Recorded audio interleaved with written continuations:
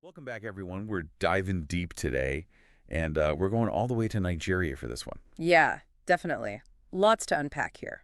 This story, it's intense. Definitely intense. You could say that. I mean, when I first saw this, it was, we're talking about an alleged assault. Right, right. And, this is a serious allegation. We've got a high-ranking military officer involved, Mm-hmm. and it's all stemming from, it looks like a traffic incident. A traffic incident. Wow. Yeah, and, thankfully, there's video evidence of the whole thing. I was going to say that's what's so fascinating about this case is that it was all caught on video. Exactly. So we're working with this article from Sahara Reporters. They broke the story, and there's pretty wild details in here. Oh, yeah, I read that article. Definitely some eyebrow-raising stuff. So let's set the scene, right? Yeah. We're in Abuja, Nigeria, and we have a couple, Mr. Vershmamaker and Ms. Lamidi Jennifer Yurvihi. They're driving along, minding their own business Well, from my understanding, they end up getting into it with this Major General G.S. Muhammad, I think it was. Yeah, and his aide, Corporal A. Abubakar, was there too. Mm. So, just normal traffic, you'd think. Oh, absolutely. But according to the article, Mr. McThurker overtook the Major General's vehicle. Overtook, huh? Okay, so he passed him or something. Right. Seems pretty, it happens all the time in traffic, right? Happens to me all the time, though I don't usually have this happen afterward. Yeah, well, that's where things take a turn. And this is, it's hard to believe almost. The article says that the Major General and his aide, they pulled the couple over, dragged them out of their car. No way. Yeah, and physically assaulted them. See, that right there is it's just so disproportionate. I know, right? What justifies that kind of response over a simple traffic maneuver?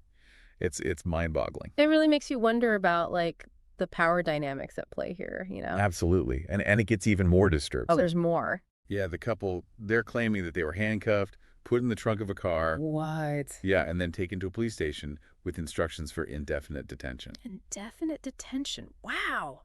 That's a whole other level. It is. It really raises questions about, abuse of power, human rights violations. Absolutely. If these allegations are true, then we're talking about a serious breach of authority. To use handcuffs, detain them without any clear reason, that's a big deal. Absolutely. And of course, the question is, how is the Nigerian army responding to all of this? Good question.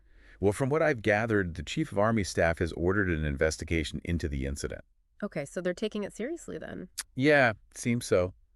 But I got to admit, I'm a little skeptical about how these things tend to play out. There's always the possibility of, internal pressures influencing the outcome. Oh, for sure. We've seen that happen before, haven't we? Yeah. Where these investigations, they just kind of fizzle out and no real justice is served. It's like they're trying to protect their own. Right. It's that whole protect the institution at all costs mentality. Actually. It's concerning.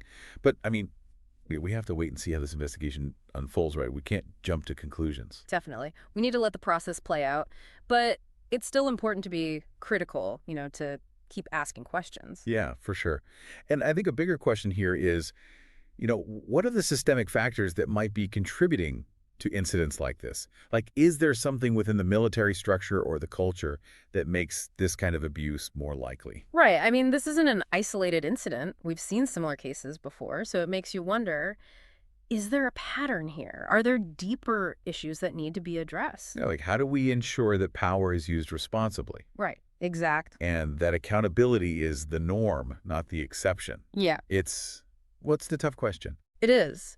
But it's a question we need to keep asking. We can't just sweep these incidents under the rug. Absolutely not. And I think it's important for our listeners to think about this too. Have you seen anything like this in your own communities? How do you think we can work towards a more just and equitable society? It's a conversation that needs to happen. For sure. We all have a role to play in holding those in power accountable. All right. Well, that's our deep dive for today. Thanks for breaking this all down with me. It's been heavy, but also really important. Yeah, absolutely. Glad we could have this conversation. And to our listeners, thanks for tuning in. Don't forget to check out the Sahara Reporters article for yourselves and let us know your thoughts. Until next time, stay curious. And stay informed. And as always, keep digging for the truth. Absolutely.